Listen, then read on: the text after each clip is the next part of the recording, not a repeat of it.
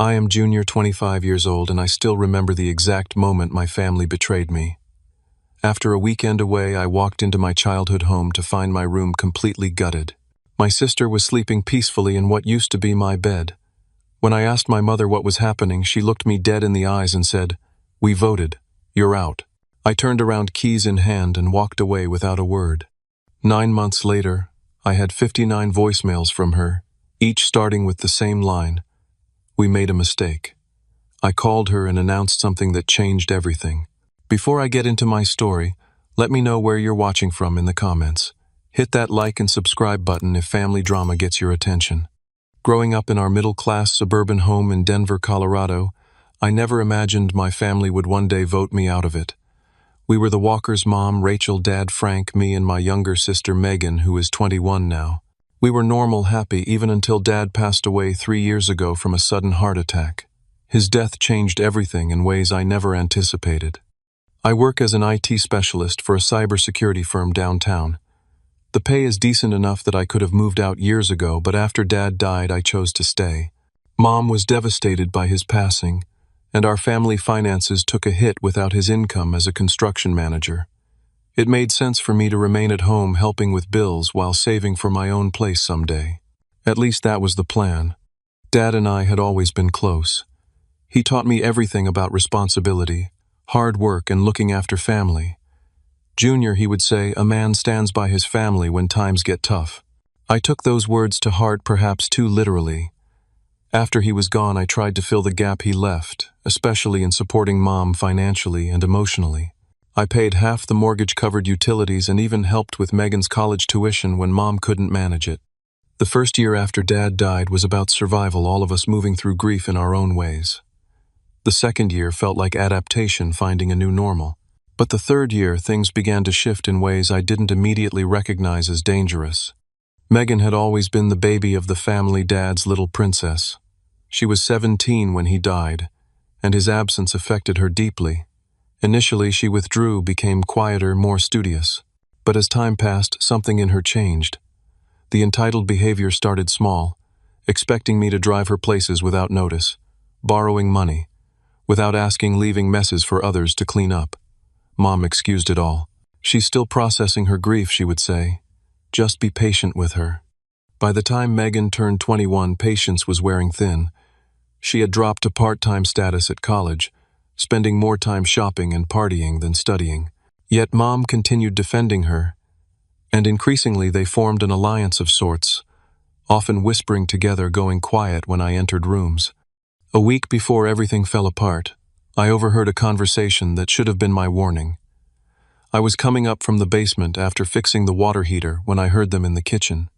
"I just don't understand why he gets to have the biggest bedroom when he barely pays anything to live here," Megan was saying. This was a complete lie, as I paid far more than my share. "Well, it was his room growing up," Mom replied, but her voice lacked conviction. "So what, I'm growing up too? And my friends can't even stay over because my room is so small. He doesn't even appreciate it. All he does is work and judge us." There was a long pause before Mom sighed. "Maybe you're right. Maybe it's time we rethink the arrangements around here." I should have confronted them, then cleared the air, defended myself. Instead, I quietly backed down the stairs and pretended I hadn't heard. Conflict avoidance was a trait I inherited from Dad. "Choose your battles," he always said. I chose wrong. That Friday, I left for a weekend IT security conference in Chicago. It was an important opportunity for networking and professional development. Before leaving, I cleaned my room thoroughly, did all my laundry, even left a note for Mom with my conference schedule and the hotel information. I thought maybe the time apart would cool things down, give everyone space to appreciate what we each contributed to the household. I remember calling home Saturday night, but no one answered. I sent a text to both Mom and Megan Hope. "Everything's okay. See you Sunday afternoon." Megan replied with a thumbs-up emoji. Mom sent back, "Drive safe." Nothing seemed amiss. Nothing prepared me for what was waiting. The conference ended early Sunday around noon. I drove straight from Chicago to Denver, about a 14-hour drive, stopping only for gas and quick meals. I was exhausted, but somehow excited to be home, looking forward to my own bed.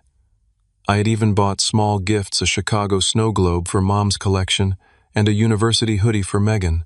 Family peace offerings that would soon seem ridiculous. As I pulled into our driveway around 2 in the morning, I noticed all the lights were off except for Megan's room, except it wasn't her room light. It was mine. Too tired to think much of it, I assumed. She was just using my computer since hers was older. I had no idea I was about to walk into a completely different life than the one I had left just 3 days before. The house was quiet when I unlocked the front door.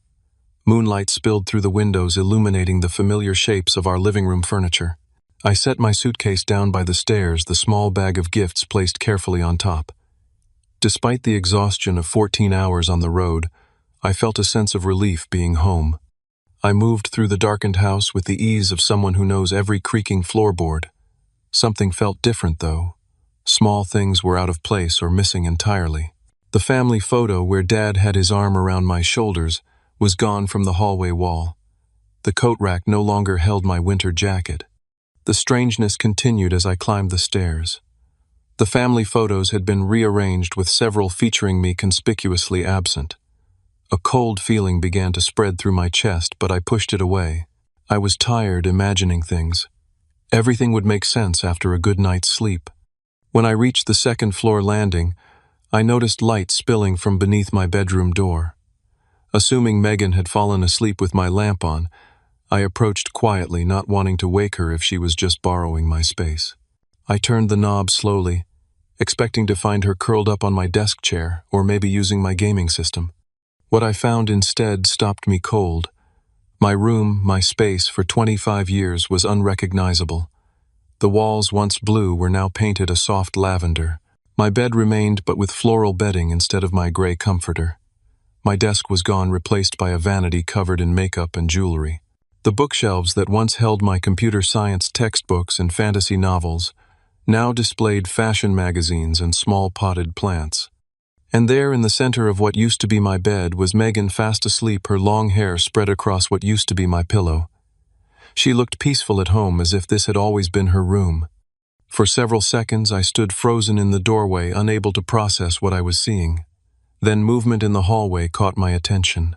Mom stood there in her bathrobe watching me, with an expression I had never seen before, part defensive, part defiant.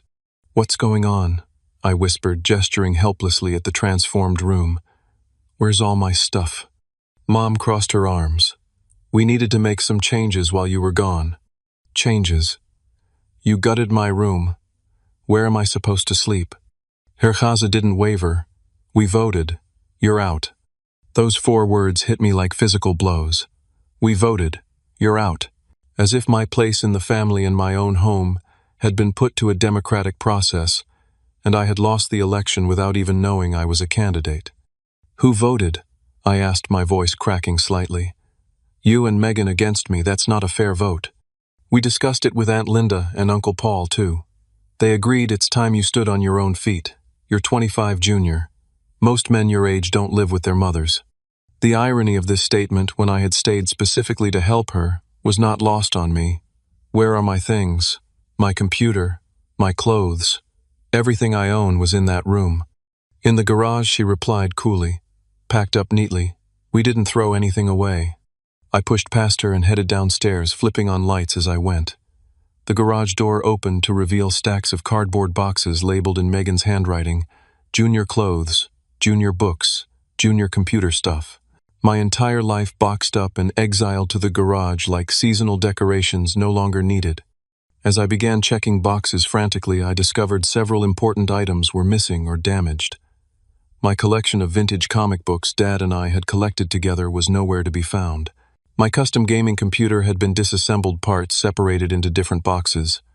A framed photo of Dad and me fishing was cracked, the glass splintered.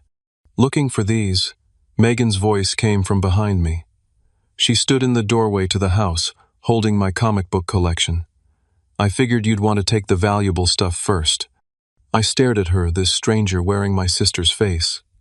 Why was all I could manage? She shrugged. "I needed a bigger room. You're never home anyway, always working or whatever.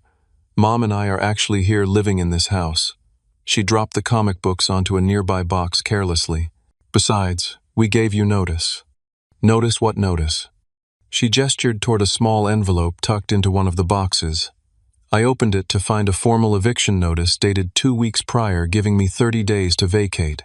But I had never seen this before. It had been backdated to make their actions appear legal. "This is the first I'm seeing this," I said, waving the paper. "You can't backdate an eviction notice and pretend you gave me warning." Mom appeared behind Megan. "We sent it to your email. Check your spam folder." I pulled out my phone, scrolled through emails. Nothing. No warning, no discussion, no chance to respond. They had planned this entire operation for the exact weekend I would be away, executing it like a military coup. The betrayal was so complete, so calculated, that something inside me simply shut down. I had two choices: explode in rage or walk away with dignity. Dad's voice echoed in my head. "Son, never let anger make your decisions for you." I stood up straight, looked both of them in the eye, and said, "I understand. Give me an hour to pack what I can fit in my car." They seemed surprised by my calm response. Perhaps they had expected yelling, pleading, negotiation. Instead, I methodically began sorting through boxes, selecting essentials: clothes for work, toiletries, important documents, my disassembled computer, and the few family photos I could find that hadn't been removed or damaged. Mom and Megan watched for a few minutes, then retreated back into the house. I heard them whispering but couldn't make out the words. It didn't matter. Whatever justifications they were crafting for themselves couldn't change what they had done. In 45 minutes, I had packed my car to capacity. There was so much I had to leave behind: furniture, books, mementos from childhood, but material things suddenly seemed less important than escaping with my self-respect intact. I took one last look at the house I had grown up in, where Dad and I had tossed footballs in the backyard, where he had taught me to change oil in the driveway, where we had built my first computer together at the kitchen table. Now it felt as foreign as a stranger's home. I placed my house keys on the kitchen counter. Neither Mom nor Megan came to say goodbye. I turned around and walked out the front door without another word, closing it quietly behind me. As I started my car and backed out of the driveway for the last time, I realized I had left the Chicago gifts on my suitcase by the stairs. Let them find them later, I thought. Let them wonder if things could have been different.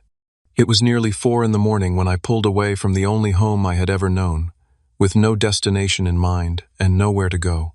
The first week after being evicted from my family home exists in my memory as a blur of parking lots, fast food restrooms, and the uncomfortable reclined driver's seat of my Honda Civic.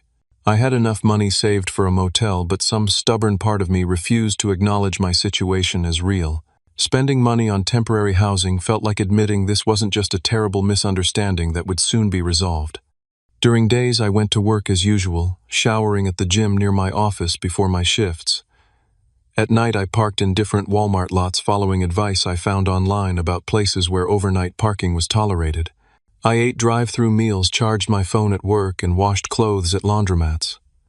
I told no one what had happened, manufacturing excuses when coworkers asked why I looked tired or wore the same shirt twice in 1 week. By day 5, the reality of my situation had settled in like a physical weight. I sat in my car outside work, staring at my reflection in the rearview mirror, and finally allowed myself to cry. Not just for the loss of my home, but for the family I thought I had. The tears came violently, shaking my entire body, lasting until I had nothing left inside. Thomas, a coworker I had trained when he joined the company 6 months earlier, found me like that. He had been heading to his car when he spotted me, and concerned knocked on my window. I considered ignoring him, but in that moment of complete vulnerability, human connection felt like a lifeline. "Junior, you okay, man?" His face was pinched with genuine worry as I rolled down the window. I opened my mouth to offer some plausible explanation, but what came out instead was the unvarnished truth. My family kicked me out while I was at the conference. I've been living in my car. Thomas didn't hesitate. "Pack your stuff. You're staying with me tonight." His studio apartment was small but tidy. He insisted I take the bed while he slept on an air mattress. "Just until you figure things out," he said, waving away my protests. "My cousin stayed with me for 3 months when he got divorced. This is what people do for each other." That first night in a real bed after a week in my car, I slept for 12 straight hours. When I woke, Thomas had left for work but had sent a text. "Stay as long as you need. Spare key is in the kitchen drawer." The simple kindness of this relative stranger compared to the callousness of my own family unleashed a new wave of grief. I found myself oscillating between numbness, crushing sadness, and periods of intense anger. How could they discard me so easily, after everything I had done? How could Mom betray me when I had stayed specifically to support her after Dad died? My phone began ringing with calls from Mom within days of my departure. I let them all go to voicemail. The first messages were clipped and businesslike, informing me when I could pick up more of my belongings, asking when I would update my mailing address. No apologies, no explanations, just practical matters. Megan never called, but she posted prolifically on social media. Pictures of her new room upgrade appeared on Instagram, showing off the space that had been mine less than 2 weeks earlier. She had kept my wall-mounted television but replaced nearly everything else. In one photo, she posed on my former bed, captioning it, "Finally got the bedroom I deserve, blessed leveling up." Each post was a fresh wound. I finally blocked her accounts, unable to stomach more evidence of how easily I had been replaced, how thoroughly erased from the family narrative. Extended family began reaching out too clearly, having heard a version of events from Mom. Aunt Linda sent a text that read, "Your mother tells me you moved out rather abruptly. I hope you're not making rash decisions." Uncle Paul left a voicemail. "Junior, we all think it's time you stood on your own feet. Your dad would want you to be independent." Only Dad's brother, my Uncle Mike, seemed skeptical of the official story. He called one evening as I was helping Thomas prepare dinner. "Something doesn't add up," he said after I gave him the bare facts. "Rachel tells everyone, you just decided to move out with no warning, but that doesn't sound like you. What really happened?" His willingness to question the narrative broke something loose in me, and I found myself telling him everything. The backdated eviction notice coming home to find my room transformed the boxes in the garage. "Jesus," he breathed when I finished. "That's not right, Junior. Not right at all. Do you need money? A place to stay?" I thanked him but declined. Uncle Mike lived in Florida with his new wife, and their condo barely had room for the two of them. Besides, I had already decided to handle this on my own terms. After 2 weeks with Thomas, I found a small studio apartment I could afford. It was in a less desirable part of town with thin walls and questionable plumbing, but it was mine. Thomas helped me move the few possessions I had retrieved from my parents' garage. The space looked painfully empty with just my clothes computer and a second-hand mattress on the floor. "It's a start," Thomas said, looking around. "We'll hit some thrift stores this weekend, get you the basics." I threw myself into work, volunteering for extra shifts and projects. My boss noticed the change in my dedication and commented positively on it, unaware it stemmed from having nothing else in my life to focus on and nowhere else to be. I started putting every spare dollar toward rebuilding what I had lost: furniture, clothes, the small comforts that make a space feel like home. The process of replacing important belongings was both practical and emotional labor. Each purchase represented something taken from me. A new desk, a new bed frame, new winter boots because mine had mysteriously disappeared from the boxes. Each item restored a small piece of normalcy, but also reminded me of what had been taken. When the first holiday season arrived, invitations came from extended family for Thanksgiving dinner. I declined them all, unable to face questions about the family rift or risk running into Mom and Megan. Instead, I worked a double shift and ate turkey sandwiches with other employees who had volunteered to cover the holiday. Christmas was harder. Dad and I had always cut down a tree together, a tradition I had continued after his death. This year, I couldn't bear to set up even a small tree in my apartment. I worked Christmas Eve and spent Christmas Day alone watching movies on my laptop, ignoring the steady stream of family photos flooding social media. That night, Mom left her longest voicemail yet. "Junior, it's Christmas. I wish you would call. Megan misses you." The obvious lie about my sister almost made me laugh. "We saved your presents. Please come by sometime." This silence isn't helping anyone. I deleted the message without replying. The silence was helping me. In the quiet of my small apartment, I was slowly learning who I was apart from the role I had played in my family. The dutiful son. The replacement man of the house. The financial support. Without those identities, who was Junior Walker? It was a question that would take months to answer, but in that lonely Christmas night I made a promise to myself: whoever I became would be built on self-respect. I would never again allow myself to be used, taken for granted, or discarded by the people who should love me most. It was the first step toward healing, though the road ahead remained long and uncertain. 3 months after being voted out of my family home, I had established a new routine. My studio apartment, initially so stark and impersonal, had gradually transformed into a space that reflected me. Thrift store finds mixed with budget IKEA furniture created a comfortable if modest home. I had splurged on only one item: a quality mattress and bed frame. After weeks of sleeping in my car, followed by Thomas's spare bed and then a floor mattress, I decided a good night's sleep was worth the investment. My life developed a rhythm, independent of my former family obligations. I woke early, hit the gym before work, put in focused hours at the office, and spent evenings either advancing my IT certifications or socializing with a small but growing circle of friends. Thomas remained my closest friend, but I had begun connecting with others in my apartment building. Elena, a nursing student who lived across the hall. Marcus, a retired teacher who ran the building's small community garden. And Damon, a chef who worked nights and often shared leftover restaurant meals. These casual acquaintances slowly evolved into genuine friendships, particularly after I helped several neighbors resolve computer issues. "You should charge for this," Elena commented one evening as I removed malware from her laptop. "You could make decent side money." The idea took root, and I began offering basic tech support to people in the building and their friends, charging modest fees. The extra income helped accelerate my financial recovery, while the grateful feedback from clients provided emotional validation I hadn't realized I needed. Work became another source of unexpected growth. Without family responsibilities consuming my evenings and weekends, I poured extra energy into projects and professional development. 3 months after moving into my apartment, my manager called me into his office.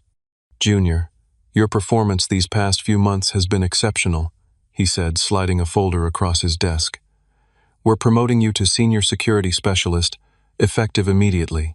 It comes with a 20% salary increase." The promotion was a turning point. The substantial raise meant I could finally stop living paycheck to paycheck, begin rebuilding my savings, and occasionally indulge in small luxuries like restaurant meals or concert tickets. More importantly, it validated my capabilities outside the family context that had defined me for so long. Around this time, I also began therapy. Thomas had gently suggested it for weeks, finally saying, "The company insurance covers it, man. Just try one session. What's the worst that could happen?" Dr. Melissa Barrett, a compassionate therapist specializing in family trauma, helped me understand dynamics I had been too close to see. In our sessions, patterns emerged: how I had assumed Dad's responsibilities after his death, how Mom had transferred her dependency to me, how Megan's entitlement had been cultivated by both parents long before Dad died. "What you're describing," Dr. Barrett explained during our 3rd session, "is a family system that required you to play a specific role. When you begin to outgrow or question that role, the system pushes back to maintain its balance, even if that balance is unhealthy." These insights helped me recognize that the eviction, while cruel in execution, had perhaps been inevitable. I had been outgrowing the role of surrogate husband and father, focusing more on my own career and future. The system had ejected me rather than adapt. Dr. Barrett also introduced me to concepts of boundaries and emotional responsibility that transformed how I viewed relationships. "You're not responsible for managing other people's emotions," she emphasized repeatedly. "That includes your mother's grief and your sister's sense of entitlement." This framework helped me process the ongoing attempts at contact from my mother. Her voicemails had evolved from practical matters to guilt trips. "I don't understand why you're punishing us like this. And after everything I've done for you, this is how you repay me." I continued my policy of not responding, though each message stirred a complex mix of anger, guilt, and lingering grief for what our relationship had been. Dr. Barrett assured me that maintaining distance while I healed was not cruel but necessary, like keeping weight off a broken bone until it mends. 5 months after the eviction, I discovered through Facebook that my mother had been telling a very different story about my absence. My cousin Valerie messaged me, Just had dinner with your mom and Megan. They said you abandoned them without warning, just moved out overnight because you wanted to live with friends. Is that true? The revelation that my mother had been actively lying hurt, but I chose not to counter with my version. Families are complicated, I replied to Valerie. I'm doing well and focusing on my career right now. This diplomatic response reflected my growing understanding that engaging in a public family dispute would only prolong my pain. I could not control their narrative, but I could control my response to it. A week later, an unexpected encounter shifted my perspective further. I was grocery shopping when I ran into Beverly Simmons, my mother's longtime friend from her hospital administration job. She seemed surprised but pleased to see me. "Junior, how are you? I haven't seen you since." "Well, since you moved out." Her hesitation suggested she knew something was amiss with the official story. We chatted briefly about my promotion and new apartment before she lowered her voice. "Listen, I've been concerned about your mom. She seems stressed and there are rumors about restructuring at the hospital." She paused. "And between us, I'm worried about Megan's influence. That boyfriend of hers is always at your house, and he doesn't seem to work." This was the first I'd heard about a boyfriend or potential financial problems. Beverly continued, unaware she was providing valuable intelligence. "Megan dropped out of college last month. Did you know your mom tried to keep it quiet, but she told me after a few glasses of wine. Said Megan wants to be an influencer instead." Beverly made air quotes around the word. "Between that and the boyfriend moving in, I wonder if your mom is doing okay financially without your contribution." I thanked Beverly for the update, keeping my response neutral, but her information rattled around in my head for days afterward. Megan had dropped out of college, the education Dad had worked so hard to fund for her. She had a boyfriend living in the house. Mom might be facing job insecurity. Part of me felt a vindictive satisfaction. Let them struggle without me. Let them face the consequences of pushing away the one person who had consistently supported them. But another part, the part that still remembered Dad's values, felt concerned despite everything. I mentioned these conflicted feelings to Dr. Barrett in our next session. "It's natural to care about people who hurt you," she said. "The challenge is distinguishing between healthy concern and falling back into caretaking patterns that weren't good for any of you." "So what should I do with this information?" I asked. "For now, nothing," she suggested. "Continue focusing on your own healing and growth. Their problems are not your emergency, especially when they haven't acknowledged their role in damaging your relationship." Her advice resonated, and I recommitted to my path of independence and self-discovery. I joined a weekend hiking group, started taking cooking classes at the community center, and even went on a few casual dates, though I wasn't ready for a serious relationship. 6 months after the eviction, I looked at my life and realized something surprising. I was happier, not because my family had rejected me, but because their rejection had forced me to build a life truly aligned with my own values and desires, rather than constructed around others' needs. The pain remained, but alongside it grew a steadily strengthening sense of self and purpose, independent of my role as son and brother. I had no way of knowing then that circumstances were about to shift dramatically, testing both my newfound strength and my capacity for compassion in ways I couldn't imagine. 6 months to the day after finding my room gutted and my place in the family revoked, I received an unexpected letter that would alter the trajectory of my life once again. It arrived in a cream-colored envelope with a law firm's name embossed in the corner, Harrington Wells and Associates. My first thought was that Mom was suing me for some imagined offense. With trepidation, I opened it to discover something entirely different. My great-uncle, Harold, Dad's eccentric uncle, who had made a fortune in real estate, had passed away. To my complete shock, he had left me a substantial inheritance, $300,000, and a small rental property in Colorado Springs. I had met Uncle Harold only a handful of times at family reunions. He was a character, always wearing bow ties and telling inappropriate jokes. Dad had kept in touch with him, but I had no idea Harold even knew who I was, let alone would include me in his will. The lawyer's letter explained Mr. Harold Walker specifically noted that he was impressed by your work ethic and dedication to family following your father's passing. He believed these qualities should be rewarded. I sat on my second-hand couch letter, trembling in my hands.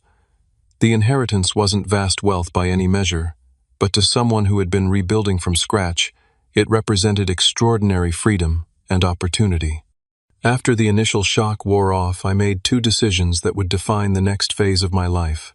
First, I would use part of the inheritance to start the business I had been quietly dreaming about: Walker Security Solutions, specializing in cybersecurity for small businesses who couldn't afford enterprise-level protection. Second, I would maintain complete secrecy about the inheritance. No social media announcements, no lifestyle upgrades visible to extended family. Nothing that would alert my mother or sister to my changed circumstances.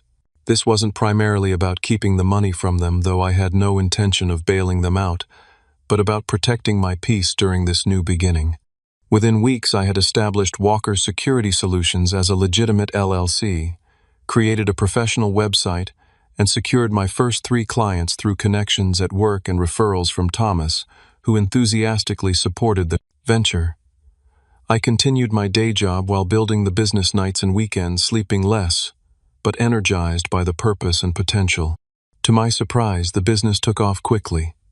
Small businesses were increasingly concerned about cybersecurity but overwhelmed by complex, expensive solutions designed for large corporations. My approach: simplified security packages, with clear explanations and personal service, filled a market gap perfectly. By the 7-month mark after the eviction, I had 10 regular clients and had hired a part-time assistant to help with administrative tasks. By 8 months, I was considering whether to take the business full-time. As my professional life flourished, my mother's voicemails increased in both frequency and desperation. The tone had shifted again from guilt trips to hints of crisis. "Junior, I know you're still angry, but I really need to talk to you about a family matter. Then, the house needs some repairs I can't afford right now. I'm not asking for money, just advice. And later, please call me back. Things are becoming difficult here." Each message now ended with some variation of, "We made a mistake. I made a mistake." These admissions came without specifics, without real acknowledgement of what they had done or how it had affected me. They felt less like genuine remorse and more like tactical concessions intended to re-engage me as a problem solver and provider. Through mutual friends and family, I began hearing more about their deteriorating situation. My mother had indeed lost her job in a hospital restructuring. Megan's boyfriend Jason had moved in, permanently contributing nothing financially, while apparently consuming considerable resources. The house had developed plumbing issues that remained unrepaired. Bills were piling up.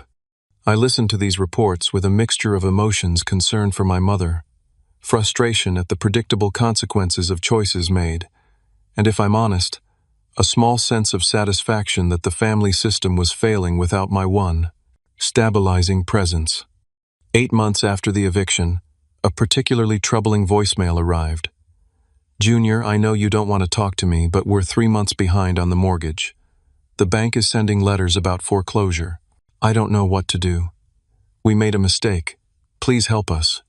That night, I discussed the situation with Dr. Barrett in an emergency therapy session. "What are you feeling when you consider helping them?" she asked after I played the voicemail for her. "Conflicted," I admitted. "Part of me wants to help because that's who Dad raised me to be. But another part is afraid of being pulled back into the same dysfunctional patterns. And honestly, there's also anger that they only want me back now that they need something." "Those are all valid feelings," she assured me. "The question isn't whether you should help, that's entirely your choice, but how you might help without compromising your boundaries or well-being." This framing shifted my perspective. Perhaps there was a way to offer assistance without sacrificing the healthy independence I had built. That weekend, I made a decision that would have seemed unthinkable months earlier. I contacted a financial advisor to discuss using some of my inheritance to purchase my family's mortgage from the bank. It wasn't a gift or a bailout. I would become their lender with legal protections for myself and conditions they would need to meet. The process took 2 weeks to arrange. During that time, my mother's voicemails reached a peak of 59 messages, each beginning with some variation of 12. We made a mistake, before detailing another aspect of their financial crisis. I saved each one without responding, a digital record of the reversal in our positions. Meanwhile, I continued growing my business, now up to 15 clients, and considering hiring another technical specialist. I had moved to a larger 1-bedroom apartment in a better neighborhood, bought my first new car, and even started dating someone seriously. Alexandra, a graphic designer I met through a client who understood my family situation and supported my cautious approach to reconnection. "Whatever you decide about your family," she told me one evening as we discussed the mortgage plan, "I'm with you. Just make sure you're doing it for the right reasons, not out of obligation or guilt." 9 months to the day after finding my room gutted and my sister sleeping in my bed, I finally called my mother back. The phone rang 5 times before she answered, her voice small and uncertain. "Junior, is that really you?" "It's me, Mom." What followed was a conversation that flowed through tears, halting explanations, and desperate apologies. She described their financial collapse, the job loss, Megan's withdrawal from college, mounting debts, the boyfriend who ate their food but contributed nothing. "We're going to lose the house," she concluded, sobbing. "Your father's house. I've ruined everything." I listened without interrupting, allowing her to empty out months of accumulated fear and regret. When she finally quieted, I spoke the words I had carefully prepared. "I bought your mortgage from the bank yesterday." Silence on the line then. "What? How could you possibly? What does that mean?" "It means I'm now your lender. You won't lose the house to foreclosure." I paused to let that sink in, "but I have conditions." I could almost hear her mental calculations, weighing relief against wariness of what I might demand. "What conditions?" "3 things. First, you agree to family therapy with me, weekly sessions for at least 6 months. Second, Megan and her boyfriend move out within 30 days. Third, I help you find a new job using my business connections, and you accept whatever reasonable position we find." "But where would Megan go? She doesn't have money for her own place." "That's not my problem to solve," I replied, my voice firm but not unkind. "She's 22 years old. She made her choices. Jason has family in Denver, or they can figure something out together. My conditions aren't negotiable." Another long pause before she asked, "And if I agree to everything, what happens with the mortgage?" "You'll make affordable monthly payments directly to me. Once you're financially stable again, we can discuss transferring the mortgage back to a bank. This isn't about owning you, Mom. It's about helping while ensuring I'm not taken advantage of again." She began crying once more, but these tears sounded different, a release of tension rather than an escalation of distress. "We really did make a terrible mistake, Junior. I let Megan manipulate me after your father died. I was so lost without him, and she filled the void with constant attention, constant validation. I chose wrong, and I've regretted it every day since you left." It was the first genuine acknowledgement I had heard from her, the first, that didn't feel like manipulation or a means to an end. Something small and tender unfurled in my chest. Not forgiveness exactly, not yet, but its distant precursor. "I know, Mom," I said quietly. "We all made mistakes. Now we have a chance to do better." As we ended the call with arrangements to meet in person, I felt neither triumph nor anxiety, but a calm certainty that whatever happened next, I was approaching it from a position of strength, clarity, and self-respect that would have been impossible 9 months earlier. The family that had voted me out would not be the same family I cautiously allowed back into my life.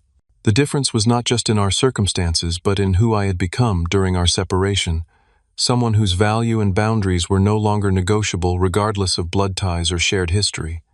Our first face-to-face meeting after 9 months of separation took place at a neutral location, a quiet coffee shop, halfway between my new apartment and my childhood home.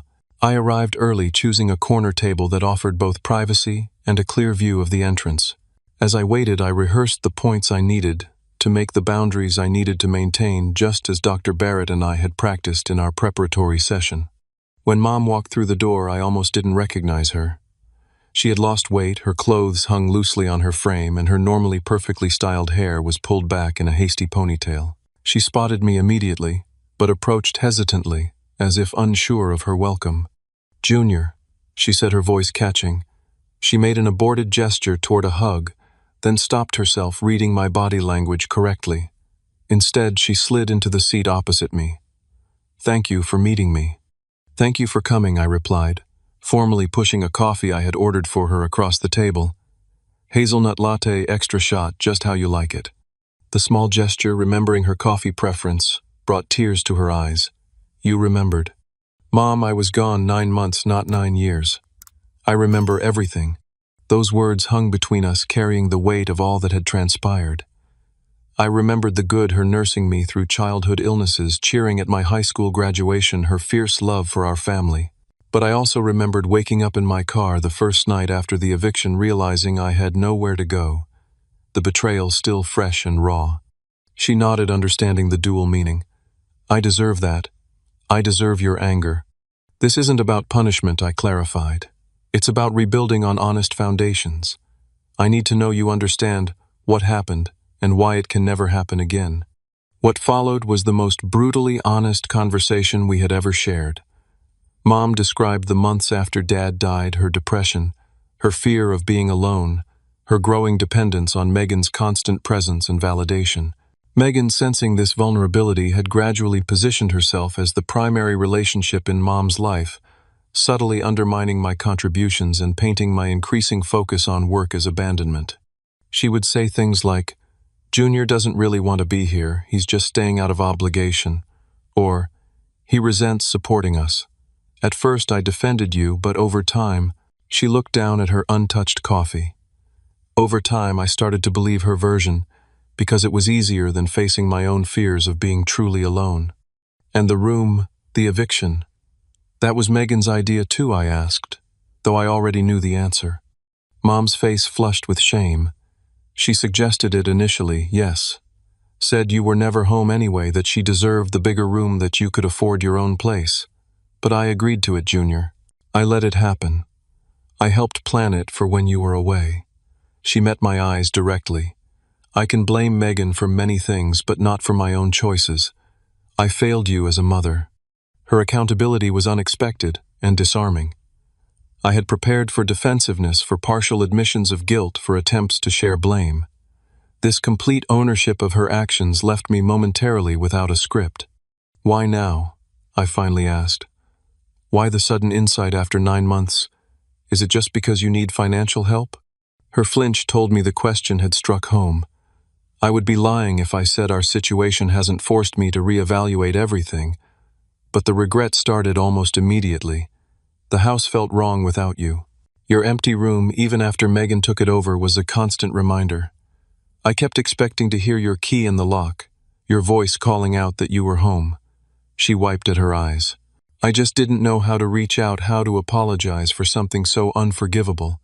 And then, as things got worse financially, it became even harder because any apology would seem self-serving. I nodded, understanding the paradox. "And Megan, where does she stand in all this?" Mom's expression tightened. "She's angry. About everything. About the conditions you've set, about me agreeing to therapy, about the possibility of her having to move out. She and Jason had a huge fight when I told them. He left yesterday, said he was going to stay with his brother until they figure things out." "And what do you think about my conditions?" I asked carefully. "They're fair," she said, without hesitation. "More than fair, considering.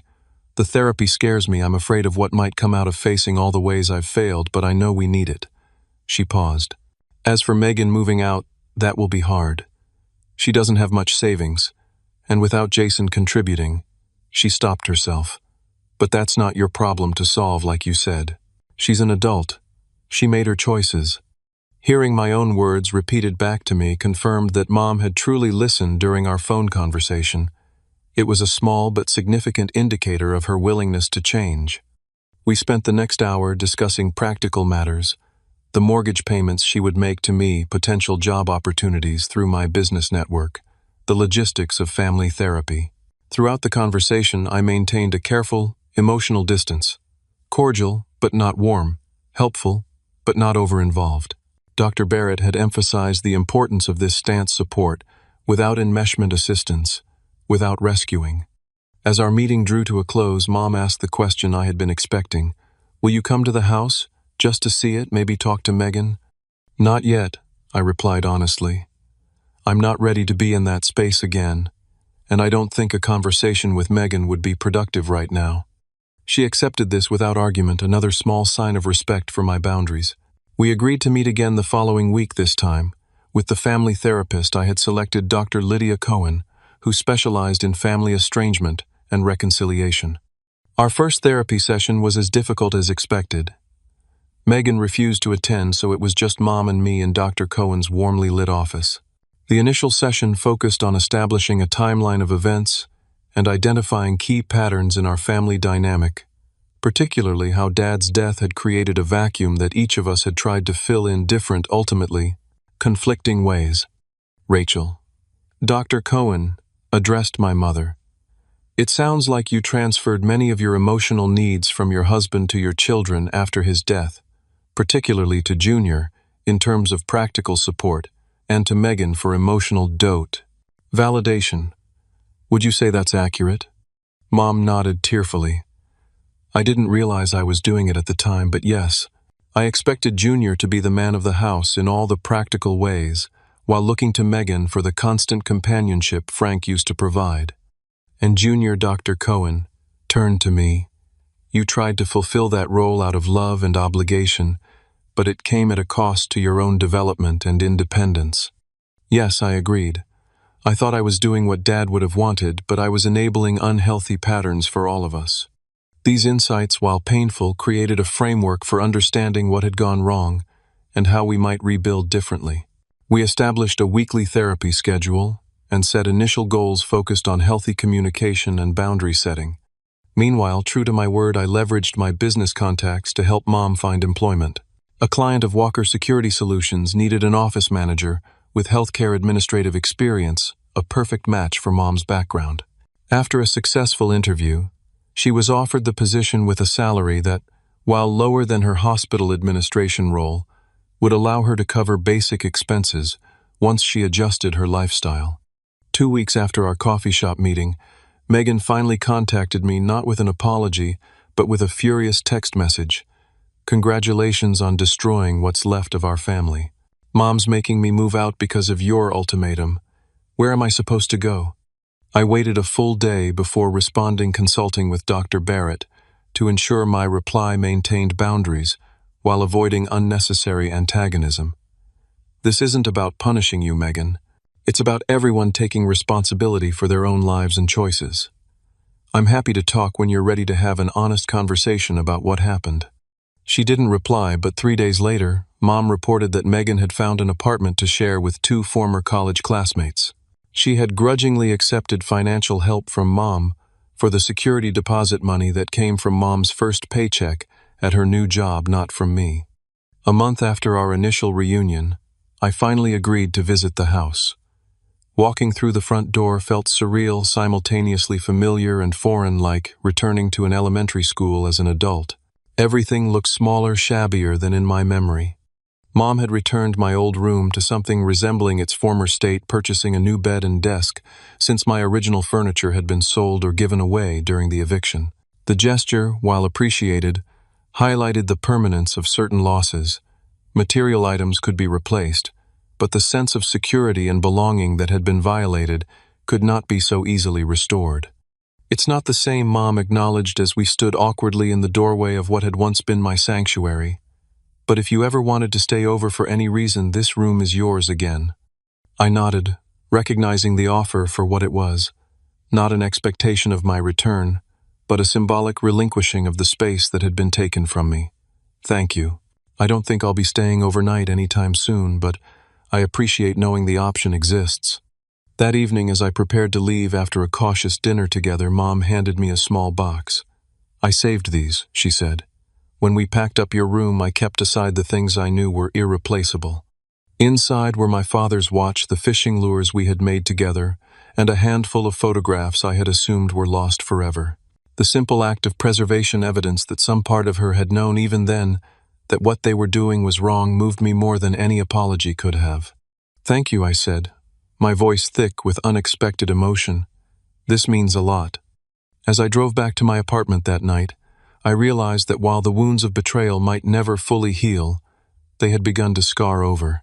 The acute pain had subsided, replaced by a more manageable ache and surprisingly small tendrils of hope for a different kind of relationship moving forward. One built on mutual respect, rather than dependency on choice, rather than Obligation.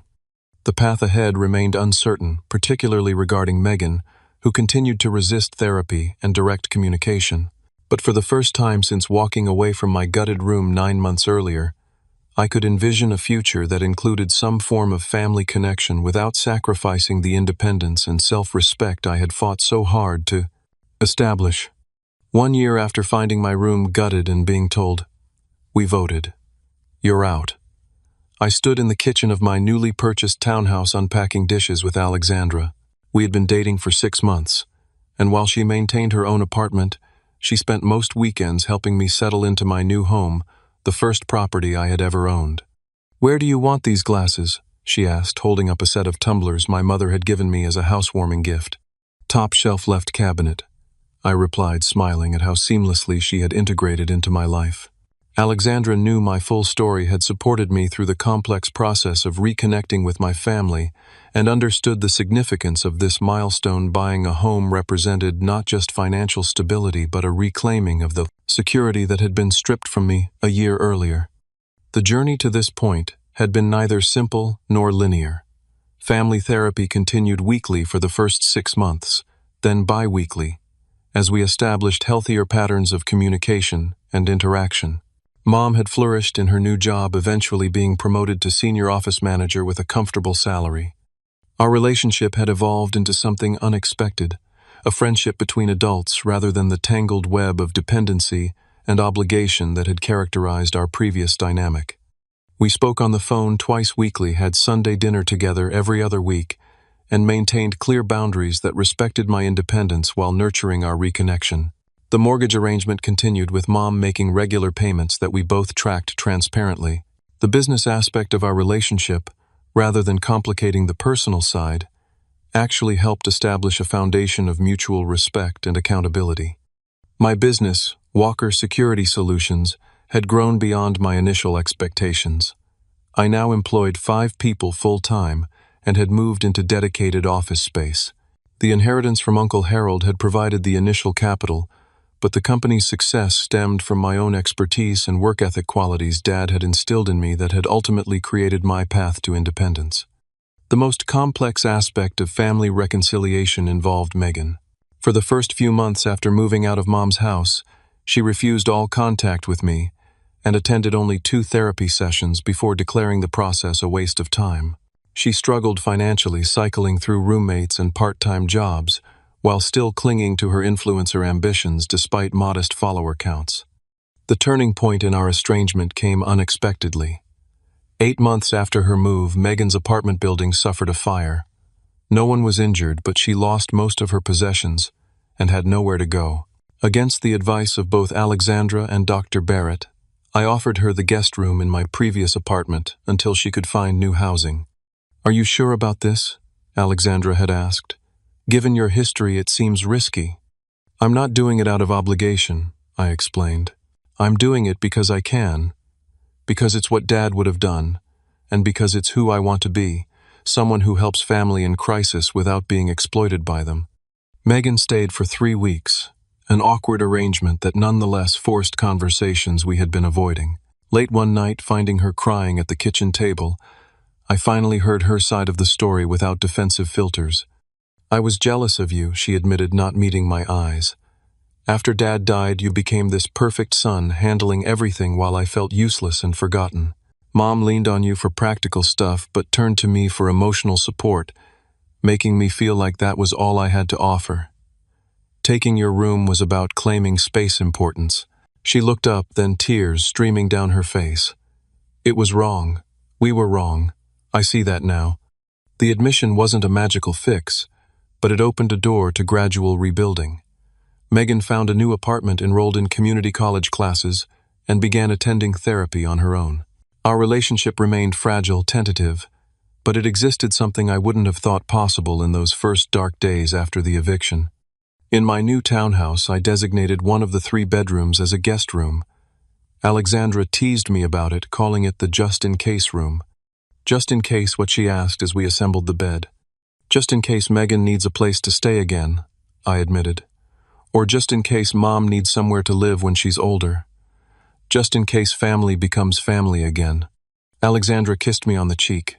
"You're a good man, Junior Walker." "I'm trying to be," I replied, like my dad was.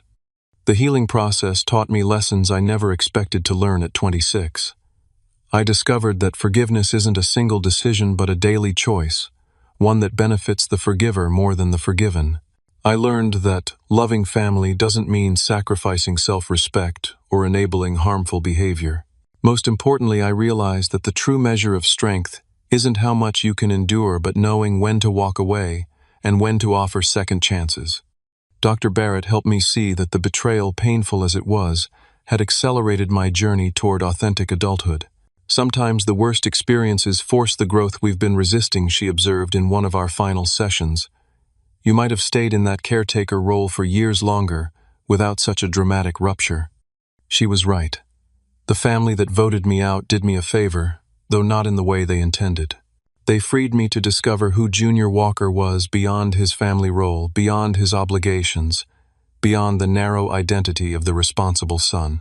What they meant for harm ultimately led to a more genuine, self-directed life than I might otherwise have achieved. Dad would have been proud, I think. Not of how I was cast out, nor of how Mom and Megan behaved, but of how I responded with dignity, resilience, and eventually measured compassion. He always said character is revealed in crisis. I hope the character I revealed would have met with his approval.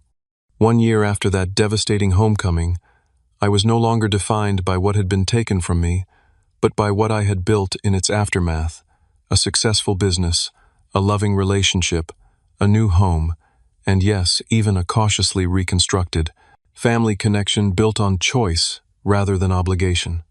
The room that had been gutted was replaced by rooms of my own creation. The belongings that had been boxed up and exiled to the garage were replaced by possessions that reflected my true self rather than my family role. The security that had been violated was rebuilt on a foundation of self-knowledge and hard-won wisdom. I still have all 59 voicemails saved in a folder on my phone. Sometimes when I need a reminder of how far we've all come, I listen to the progression from the first coldly practical messages to the final desperate pleas that began with, "We made a mistake." They serve as both cautionary tale and evidence of change. Family, I've learned, is not just about blood or shared history. It's a set of relationships that must be continually chosen, nurtured, and sometimes reconfigured when old patterns prove destructive.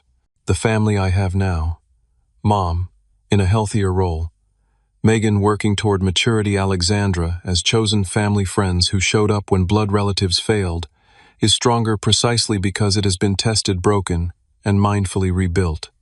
For those of you watching who might be facing your own family betrayals or difficult choices about relationships that cause more pain than joy, I offer this hard-won wisdom: sometimes walking away is the most loving choice you can make. Loving toward yourself, and ultimately toward those who need to face the consequences of their actions. But I also believe in the possibility of redemption and rebuilding when genuine remorse meets genuine forgiveness. What has your experience been with family rifts and reconciliation? Have you ever had to walk away from toxic family dynamics? Did you eventually reconnect, or was permanent separation to the healthier choice? Share your stories in the comments below. If this resonated with you, please like and subscribe to hear more stories of resilience and rebuilding after betrayal. And remember, family should be where you find support, not where you sacrifice your dignity. Thank you for listening to my journey from betrayal to rebuilding. I hope it helps someone else find their own path forward.